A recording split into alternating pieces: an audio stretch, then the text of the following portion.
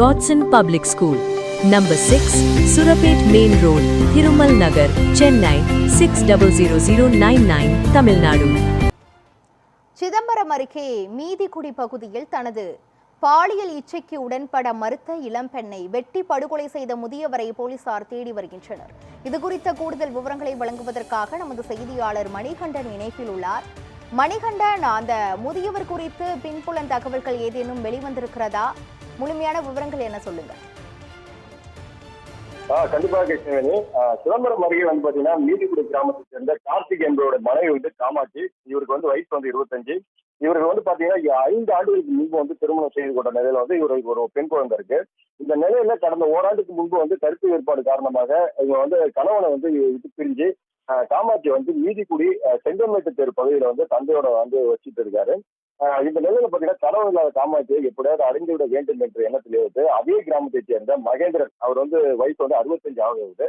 இவர் வந்து தொடர்ந்து அவர் வந்து பாத்தீங்கன்னா காமாட்சிக்கு வந்து ஆசைக்கு இணங்குமாறு வற்புறுத்தி இருக்காரு. சில நாட்களுக்கு முன்பு வந்து காமாட்சி அரியலூர் மாவட்டம் ஜெயங்கொடத்திற்கு வந்து உறவினர் வீட்டுக்கு சென்றிருக்காரு. அப்போது பாத்தீங்கன்னா மகேந்திரன் வந்து அவரை வந்து பின்தொடர்ந்து அவர் கார்ல போயிட்டு வா என்று காமாட்சியிடம் காரில் ஏற்றி தகராறு செய்ததாக கூறப்படுகிறது. இதனால் கோபமடைந்த இளைஞன் காமாட்சி மகேந்திரன் காரில் வைத்து செருப்பால் அடித்ததாகவும் அதனை தனது செல்போன்ல வந்து வீடியோ எடுத்துட்டு இருக்காரு. இதனால் வந்து அந்த வீடியோ வந்து சமூக தளத்தில் வந்து விடுமோ என்ற பயத்துல வந்து காமாட்சியை தீர்த்து கட்ட மகேந்திரன் வந்து முடிவெடுத்து இந்த சாலையில வந்து பாத்தீங்கன்னா வீட்டில் இருந்த அவரை காமாட்சியை வந்து பாத்தீங்கன்னா கத்தியால வந்து கொடூரமா வெட்டி கொலை செய்துட்டு தப்பிச்சு செல்ல முயற்சிருக்காரு.